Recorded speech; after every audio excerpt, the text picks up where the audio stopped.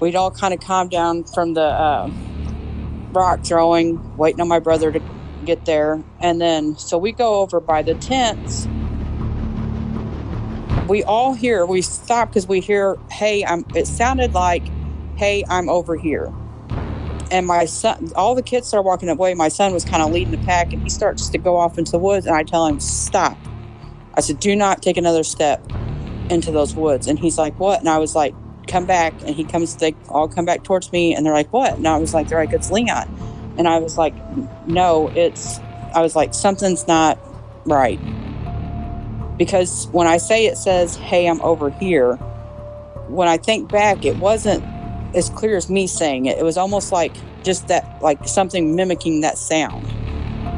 And then we start hearing weird growling noises and just whistling and just all these different noises. And I'm like, I don't know what's going on. So I tell everybody, I'm like, nobody stray off. If you got to go bathroom, go pee on a tree close, but go with somebody else. Nobody separates from each other. And I'm trying to keep everybody kind of together. It's steadily getting darker at this point. And then we start hearing, it's further into the woods, but we hear what sounds like possibly my little brother screaming, help me. But it goes, help me, and then it immediately goes into like a really long just scream. So then now I'm really panicked because I'm thinking something like, I don't know if that's him. It's something like something attacking him. I don't know what's going on. Now the kids are scared.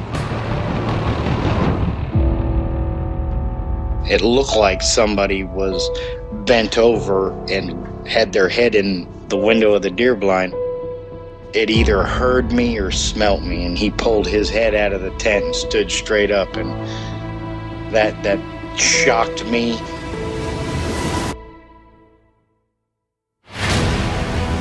They don't make people that big.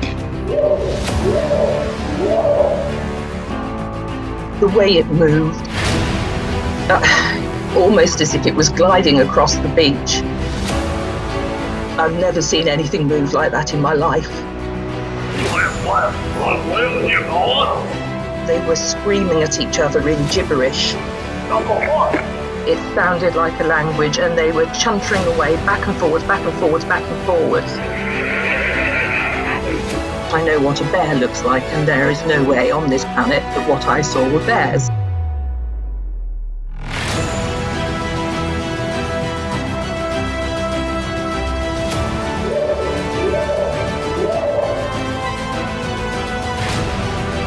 911, what are you reporting?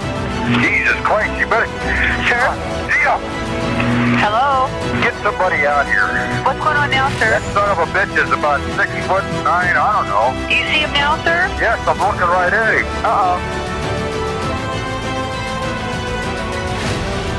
Hey, this is Dan from Cayuga, New York, and you're listening to the best podcast in all the land, Sasquatch Chronicles.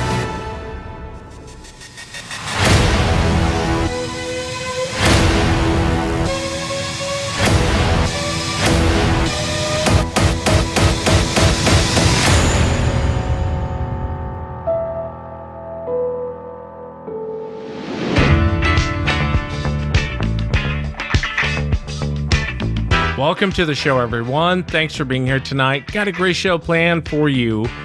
We're chatting with Carla tonight, and Carla actually comes to us from Missouri. 3 years ago, she was out with her family, and you guys kind of heard a portion of there in the intro. The whole night just went south really quick, and I'm still kind of at a loss as far as what set these creatures off. It's a pretty scary encounter. If you've had an encounter and you'd like to be on the show, shoot me an email. My email address is wes@sasquatchchronicles.com, and I'm actually trying to work on next week's show. I'm already working on next week's show. I'm going to be leaving for Texas next week, and I'm going down there. Randy White and Ed Tuttle Jones, they're NFL legends. They're starting their own show, and they asked if I would come down and kind of help them out for a couple days. So next week might be a little shaky. We'll see how it goes. Let's jump into it tonight. I want to welcome Carla to the show. Carla, thanks for being here. Thank you for having me. And you guys had one hell of a night out there, Carla. It was a terrifying night for sure, and I want to get your take on a couple things before I get into all my questions and everything. If you would you just kind of start from the beginning, kind of tell us what you were doing and what happened that night? Okay, it was me, my little brother, I'm 40, and at the time I was 40 and he was 38. And it was my son, who at the time was 17 or 18, his friend, who was 18. They're my son's half brothers, which was 12 and 8. And we all decided to go camping.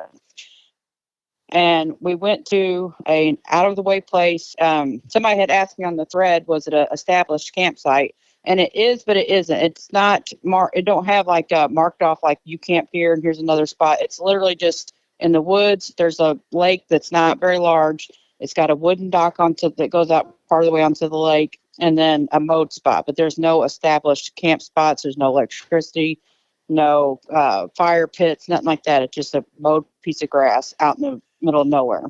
We went out there because we didn't want to go to a place where we had to worry about game wardens or conservation coming up, because my brother at the time was actually on the run from the law because he had robbed a bank and he was fixing to get put in prison. So we were just trying to avoid people altogether, but we wanted to go camping before he went to prison.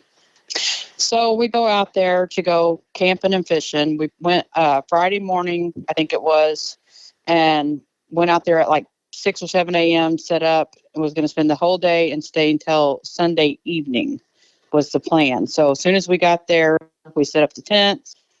The kids had a blow-up 2-man raft to paddle around on the lake, and just all their little stuff. And we got everything set up, and my brother threw on his backpack, and he had a little 22 pistol he had with him. He took off. He was just going to go hike through the woods. And then the 2 older boys was out there paddling around, swimming around, or paddling on the boat, fishing and swimming on the little raft. And then it was the 8-year-old was with me. And one of the things that when we had talked earlier, had kind of forgotten about, to my son reminded me, we were, when the 8-year-old stayed with me, we was walking around through there, and I'm showing the 2 younger boys had never been camping. They live in the city. They've never been out like that.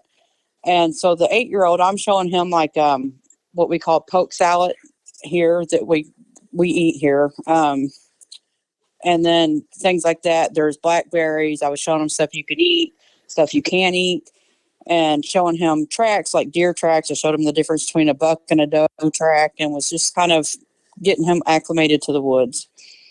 And we spent most of the day doing that. The different ones was going off into the woods, hooting and hollering, and being boys. But when we first got there, there was a bald eagle circling around on the other side of the lake, and this thing was squawking like crazy. So I got the binoculars out, and I'm looking at the bald eagle, and then I could see but this bird's flying around, and she's looking at something below her.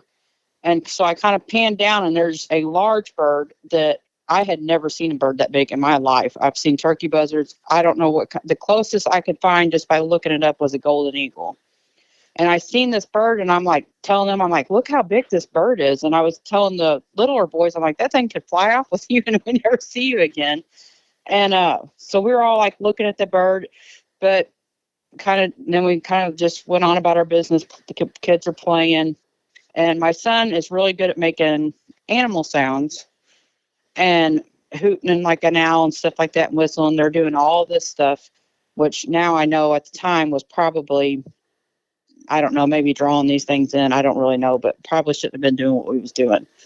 So it starts getting kind of closer to evening. Oh, and I forgot this. The youngest boy, when I was showing him the footprints, he's seeing a print that looked like a human foot, but much bigger, but it wasn't like real defined. And he's like, he calls me TT, and he said, TT, is that, he's like, is that because he knows I listen to Sasquatch Chronicles. He said, is that a Sasquatch track? And I was like, camping stories. I was like, oh yeah. And I was like, you're going to have to